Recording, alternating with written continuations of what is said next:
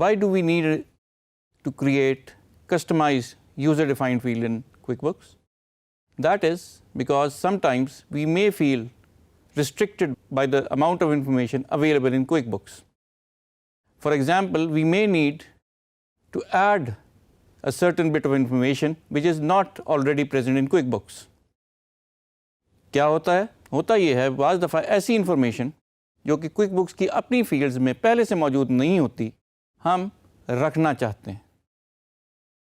In such a case, we can create a user-defined customized field in QuickBooks, which can keep the additional information that we require to process our jobs and accounting needs better. होता क्या है?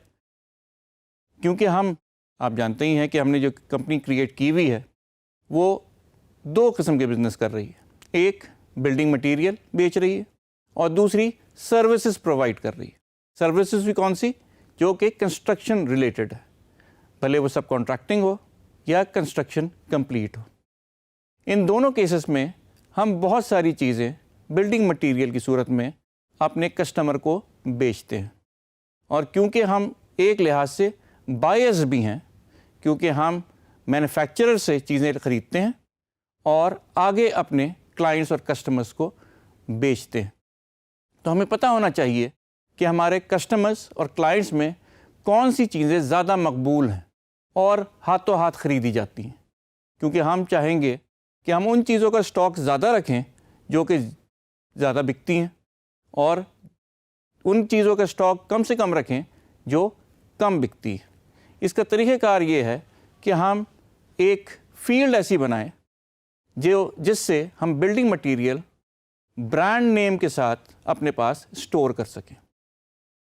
In this case, two of the most used material in buildings are steel, जिसे हम सरिया कहते हैं, और cement.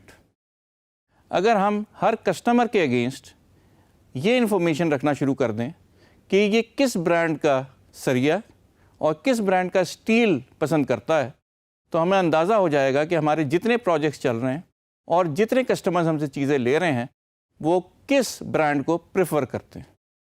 आइए हम चल के QuickBooks में देखते हैं कि हम ये कैसे रिकॉर्ड कर सकते हैं कि हमारे कस्टमर्स का प्रेफर्ड ब्रांड कौन सा है, कौन सा ब्रांड वो प्रेफर करते हैं और किस तरह से हमें उनकी प्रेफरेंस रिकॉर्ड करनी है. जैसे कि मैंने आपको बताया कि we need to create a user defined field to capture this bit of information.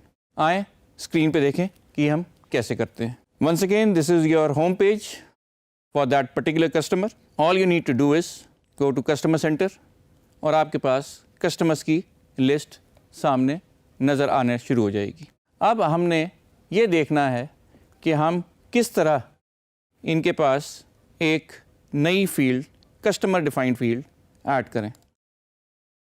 जब भी आप कस्टमर को क्लिक करेंगे तो आपके पास सामने कस्टमर का पूरी इंफॉर्मेशन आ जाएगी. आपको इस टैब एडिशनल इन्फो में जाना है, जहां आपसे वो एडिशनल इन्फॉर्मेशन मांग रहा है और राइट हैंड साइड पे आपको नज़र आ रहा होगा कि यहाँ कस्टम फील्ड्स की प्रोविज़न मौजूद है. लेकिन अभी यहाँ कोई भी कस्टम फील्ड नज़र नहीं आ रही क्योंकि अभी तक हमने क्रिएट ही कोई नहीं की. नीचे आपको डिफ़ाइन फील्ड्स वाला बटन नज़र आ रहा है. All you have to do is click on it और जैसे ही आप इसे क्लिक करेंगे आपको कस्टम डिफाइंड फील्ड का सेटअप बॉक्स नज़र आ जाएगा. जो आप हेडिंग देना चाहे वो यहाँ टाइप कर दें, cement and steel.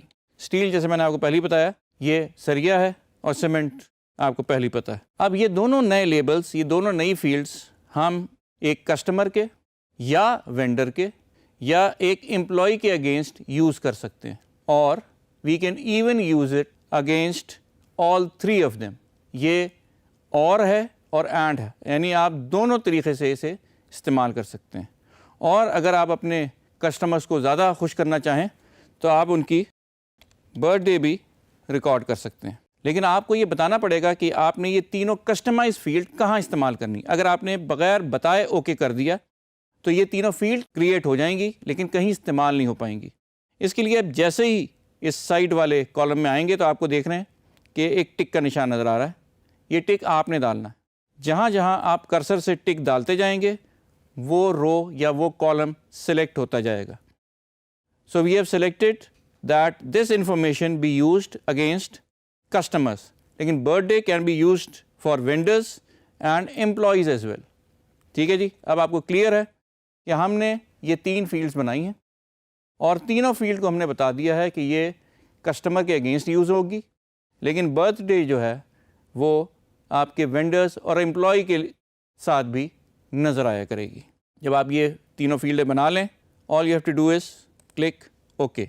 Once again as you know, QuickBooks हर चीज़ आपसे वेरीफाई ज़रूर करवाता है करने से पहले।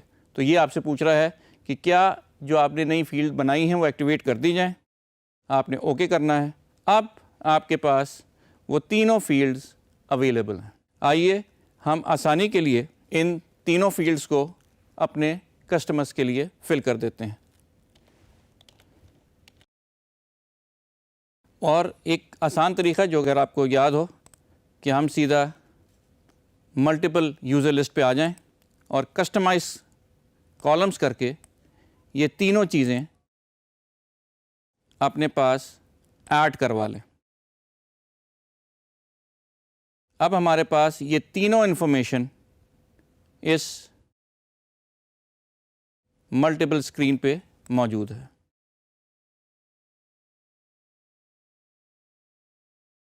और अगर आपको याद हो, एक और चीज़ जो हमने देखी थी वो थी कॉपी डाउन, उससे हमने इसे कॉपी कर दिया। आइए इसे भी हम आसानी के लिए कॉपी डाउन करके कर देते हैं।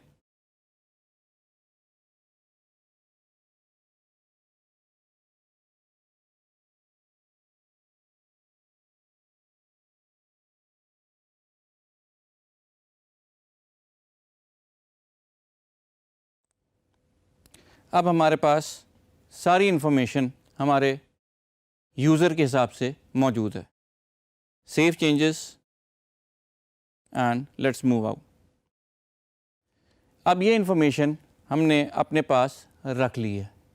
जब भी ट्रांजैक्शन होगी हमें पता होगा कि कौन सा हमारा यूज़र कौन सी सीमेंट और कौन सा स्टील प्रेफर करता है। इसको देखने के लिए हमें एक रिपोर्ट बनानी पड़ेगी। उस रिपोर्ट में हम अगर ये कस्टमाइज फील्ड्स इस्तेमाल करेंगे तो हमें पता चल जाएगा कि हमारा कस्टमर कौन कौन सी सीमेंट और कौन कौन सी स्टील प्रोडक्ट्स प्रेफर करता है। ये स्पेशलाइज रिपोर्ट भी हो सकती है और ये कोई आम रिपोर्ट भी हो सकती है जिसमें हम ये 2 फील्डें ऐड कर दें। इसका मतलब ये है कि हम रिपोर्ट को भी कस्टमाइज़ कर सकते हैं to use user defined fields for our own reporting purposes. Reports में ये कैसे यूज़ होगा, कहाँ यूज़ होगा, we'll see in our next lecture. Thank you.